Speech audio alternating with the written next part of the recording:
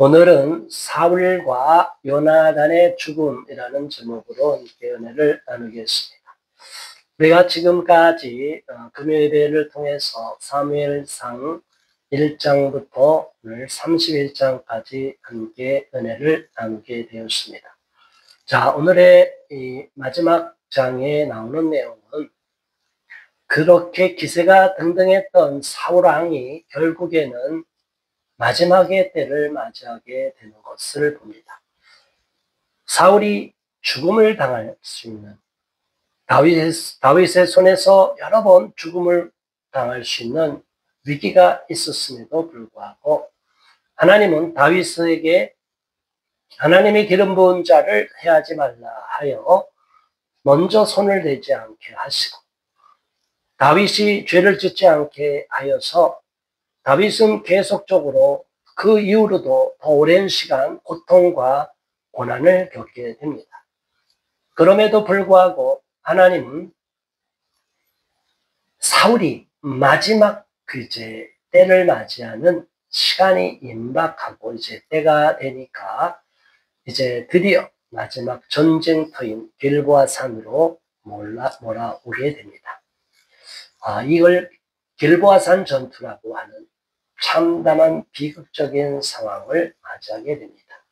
지난 앞부분에 사무엘상에서 보면 엘리 제사장과 그 홈리와 비느하스가 완전히 죽게 되고 처참하게 망가지고 법궤까지 빼앗기는 그런 비극의 역사가 있었는데, 이제 또 한 번의 이스라엘 나라의 비극의 역사가 펼쳐지게 된 것입니다. 그렇게 기세가 등등했고 사울이 다윗을 죽이려고 그렇게 애를 썼음에도 불구하고 하나님이 다윗은 안전하게 지키셨습니다. 여러 번 죽을 고비가 있었음에도 불구하고 하나님이 다윗을 지키셨어요.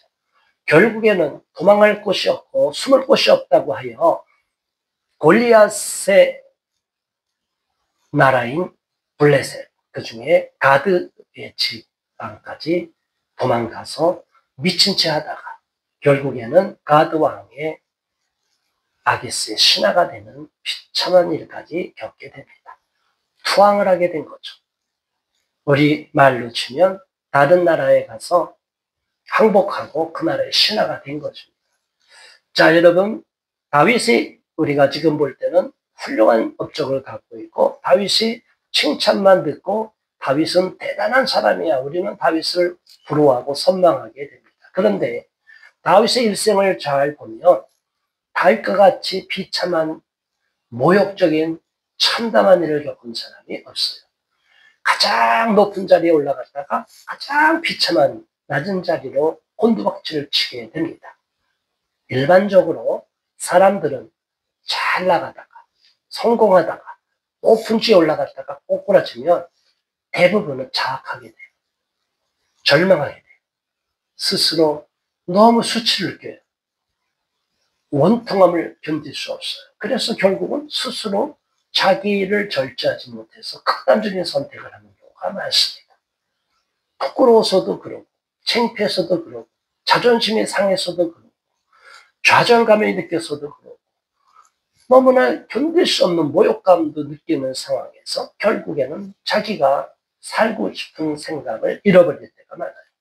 그런데 다윗은 그 비참한 상황, 비굴의 상황에도 불구하고 끝까지 자기의 목숨을 지키고 그 블레셋 지역에 가서 이스라엘 나라와 전쟁이 벌어졌을 때 앞장서서 나가겠습니다. 내가 우리 과거의 동족이었던 이스라엘 사울왕을 가서 죽이겠습니다고 앞에 선봉에 서겠다고 했는데 결국은 블레셋 장군들이 저거 앞장섰다가 한패가 돼서 우리를 공격하면 어떡합니까? 말도 안 돼.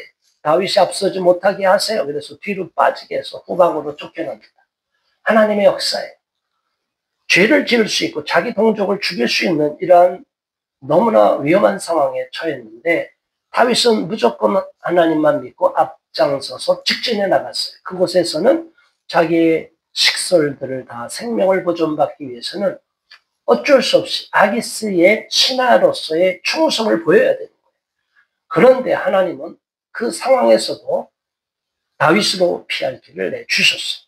자, 그 상황이 이어지고 나서 오늘, 그리고 그때 돌아갔을 때 완전히 아말렉 군대가 자기 600명의 부하들을 끌고 나왔는데 남아있던 가족들 완전히 다 포로로 끌려가고 성이 함락되고 싸그리 포로로 돼서 전리품으로 다 빼앗기는 것을 봤어요. 많은 부하들이 다윗을 쳐 죽이려고 돌 들고 리더십에 극단적인 손상을 입는 상황이 도래했습니다.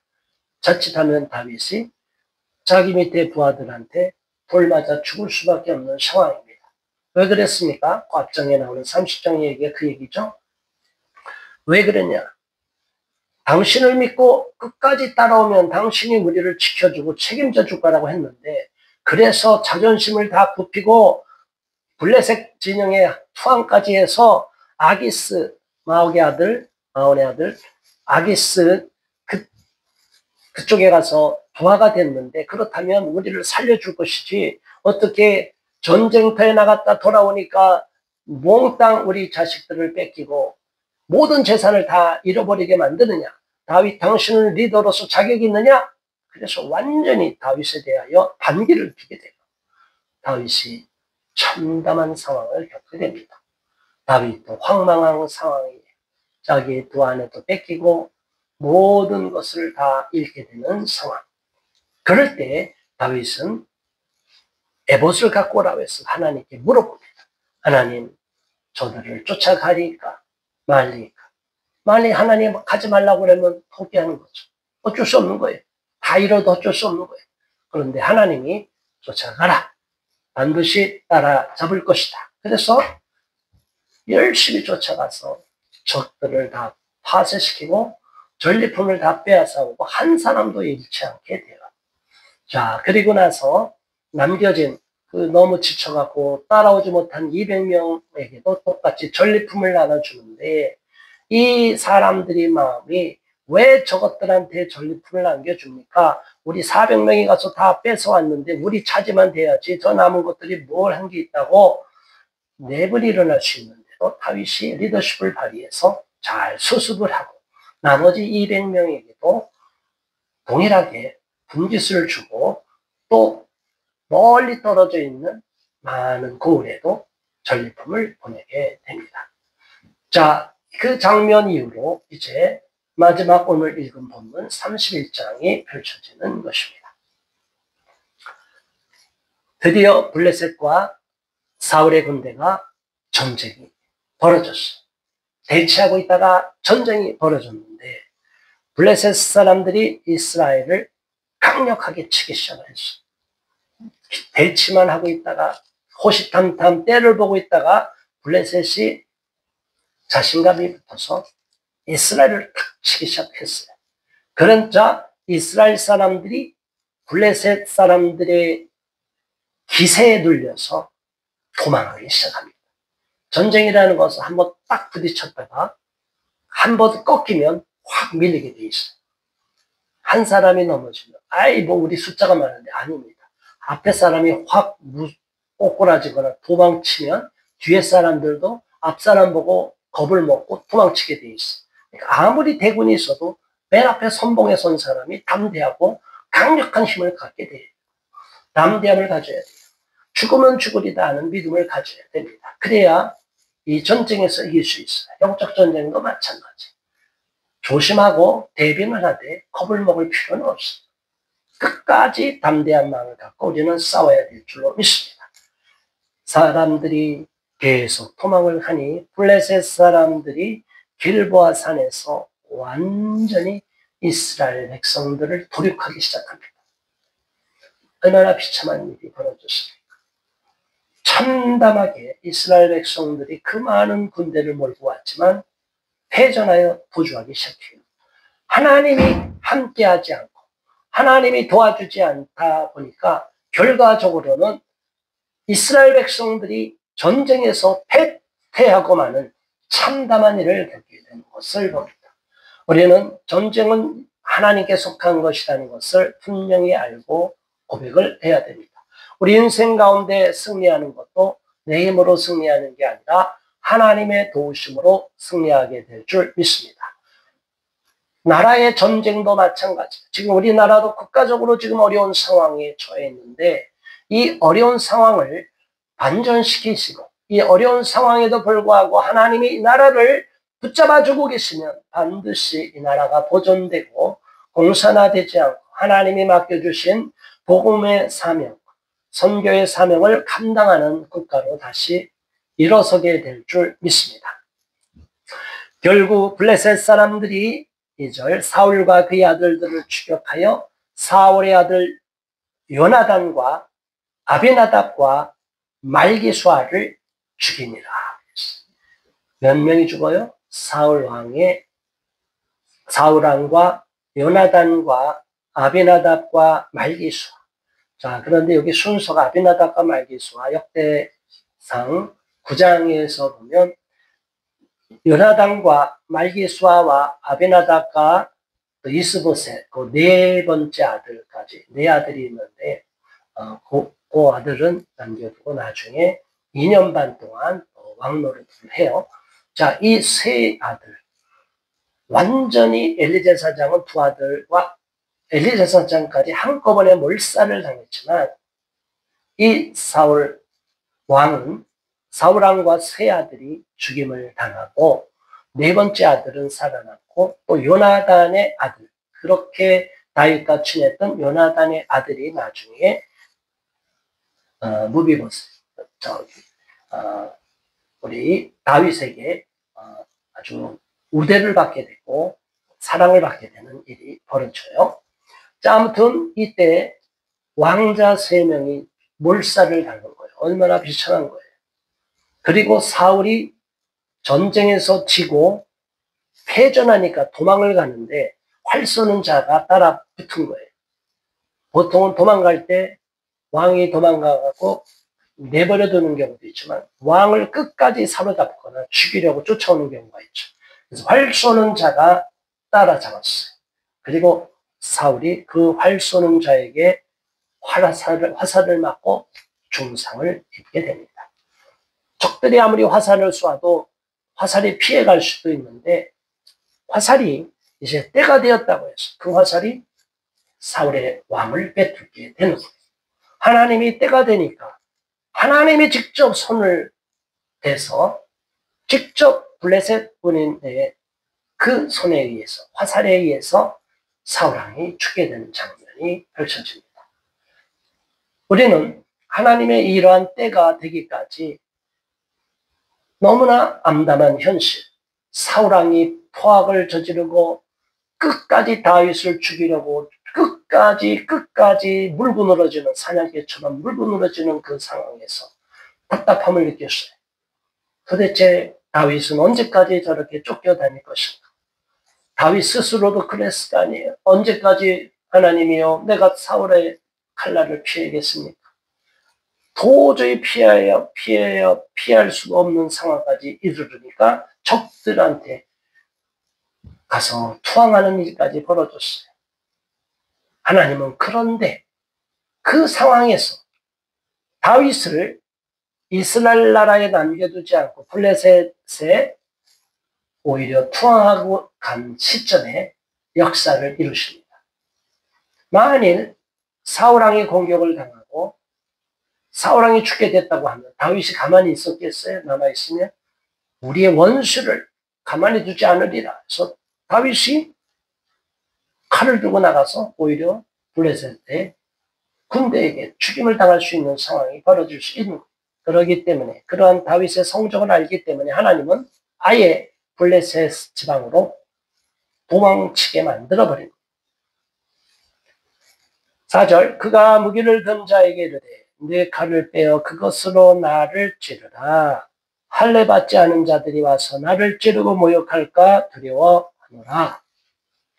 그래도 사울왕은 이방인들한테 할례 받지 않은 이방인들한테 죽임을 당하는 것은 부끄러운 것이라 여기고 자기 칼을 든 부하한테 자기를 찌르라고 그랬어요. 그런데 어떻게 신하가 왕의 몸에다 칼을 대겠어요. 명령이라 하더라도 그게 쉬운 게 아니에요. 머뭇거리니까 결국은 사울왕이 그 칼에 엎드려져서 자기가 스스로 목숨을 끊게 됩니다. 자살하게 된 거죠. 그것을 본 무기를 든 자도 자기의 죽임을 당하는 것 보니까 자기도 똑같이 자기 칼이 엎드려져서 죽임을 당합니다. 결국에는 사울왕이 그렇게 기고만장하고 악한 신에 휘둘리고 다윗을 괴롭혔던 사울왕이 이제 인생을 끝내는 장면을 보게 됩니다. 어느 누구든지 이 땅에 태어나면 죽는 날이 있을 것입니다. 그런데 마지막에 죽는 모습이 어떠냐에 따라 그 사람의 일생이 평가되기도 합니다. 악을 행한 자들이 저렇게 득세하고 득이한다 할지라도 아무리 자기 시대는 자기 세상이라고 큰 소리치고 온갖 불의와 불법을 저지른다 할지라도 하나님이 역사의 시간표를 돌려놓고 이제 심판의 날을 계수하시고 심판의 때가 임했다고 마지막에 선포하고 결정하기만 하면 어느 누구도 그 하나님의 심판의 칼날을 피할 수가 없습니다. 무서운 심판을 받게 된다는 것입니다. 그렇기 때문에 우리는 역사의 주인이 되신 하나님을 믿고 끝까지 하나님께 소망을 두고 하나님만 신뢰하며 하나님이 이 나라도 지켜주시고 우리 개인의 삶도 하나님의 손에 달려있다는 것을 믿으시고 끝까지 신뢰하는 저와 여러분 되시기를 주님의 이름으로 축원합니다. 7절 말씀 다 같이 읽습니다.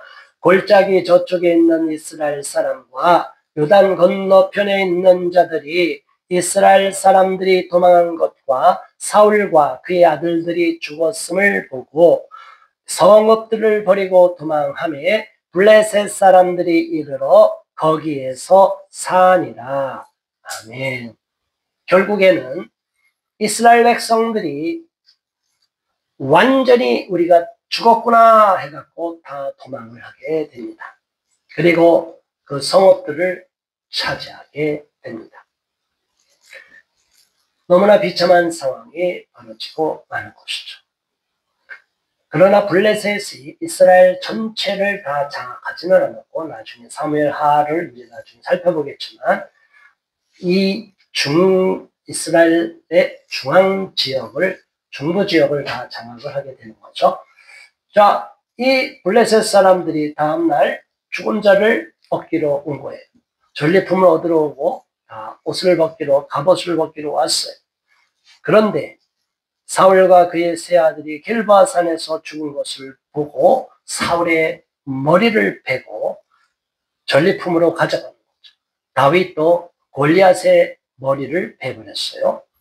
그의 갑옷을 벗기고 자기들의 신당과 백성에게 알리기 위하여 그것을 블레셋 사람들의 땅 사방에 보내고 그의 갑옷은 아스다롯의 집에 두고 그의 시체는 벳산 성벽에 못 박음에.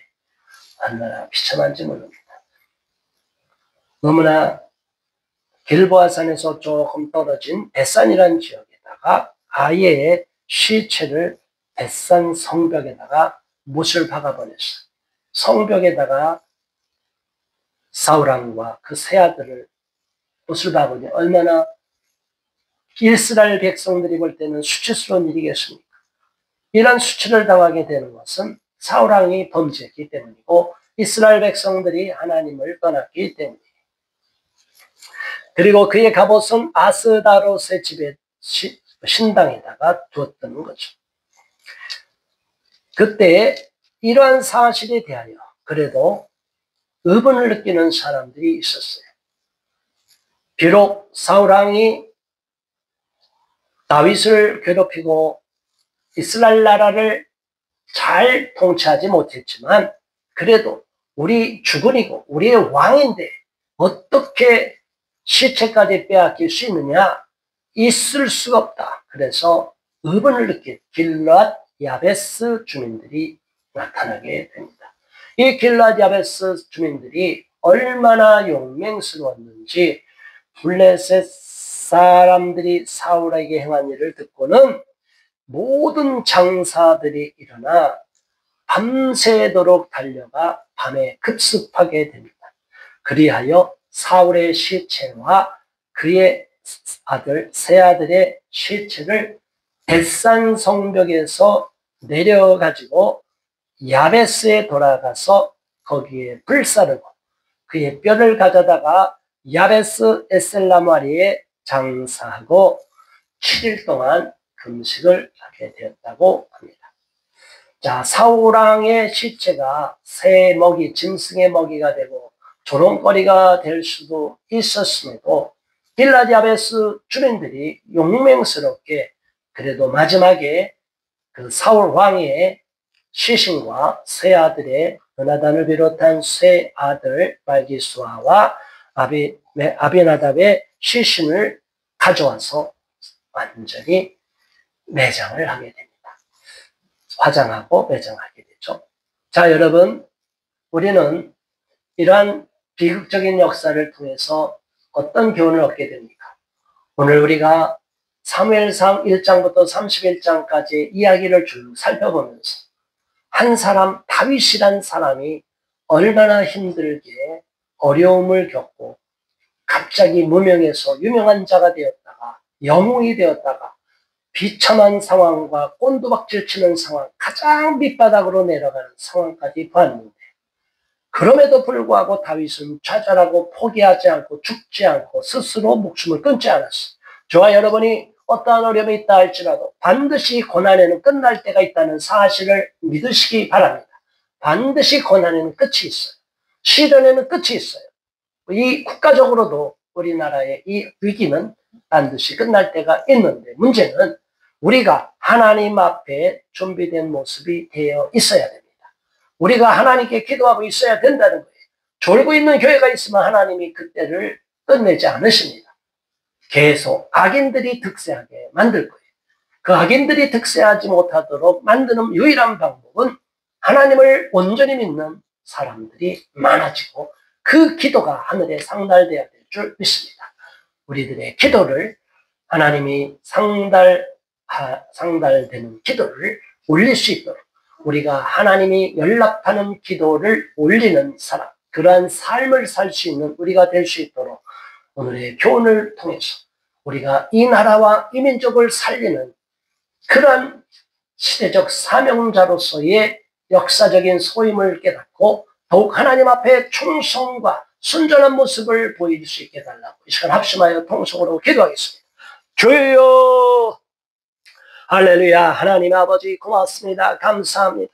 우리 하나님 아버지여 역사하여 주시옵소서. 응답하여 주옵소서. 기적을 베풀어 주옵소서. 아버지 하나님, 우리는 너무나 어려운 시대를 살아가고 있지만 이 나라가 점점 어둠으로 덮여가고 있지만 그럼에도 좌절하지 않는 것은 성경에서 보면 다윗도 큰한 절망의 상황, 참으로 비참한 상황에까지 곤두박질 쳤지만 끝내 포기하지 않고 좌절하지 않고 하나님을 믿고 신뢰하고 하나님이 정한 때까지 인내했다는 것입니다. 우리도 그러한 다윗을 본받아서 인내할 수 있기를 바랍니다. 지금 가장 어둡고 암담한 시기를 보내고 있을지라도 오늘 사울왕이 그렇게 기세가 등등하여 의인 다윗을 괴롭히고 의로운 다윗을 죽이려고 했었지만 결국에는 스스로 자기의 목숨을 끊을 수밖에 없는 블레셋 군인의 화살에 맞아 죽을 것을 알고 스스로 목숨을 끊는 비참한 모습을 보았습니다. 이것이 바로 하나님의 심판이라는 것을 우리는 알고 있습니다. 우리 또한 하나님의 역사의 심판을 하시는 때가 있음을 믿고 역사의 주인 되신 하나님이 이 나라도 반드시 심판하시고 불의한 자들을 벌하실 때가 있음을 믿고 끝까지 인내하며 우리 하나님 앞에 먼저 겸비한 마음으로 나가는 우리 모두가 되도록 도와주시옵소서. 믿음으로써 본이 될 수 있게 하시고 이 어두운 시대를 밝히는 등불과 같은 사명, 등불을 비추는 사명, 진리의 빛을 비추는 사명을 감당하도록 도와주시옵소서. 예수 그리스도 이름으로 간절히 기도드리옵나이다. 아멘.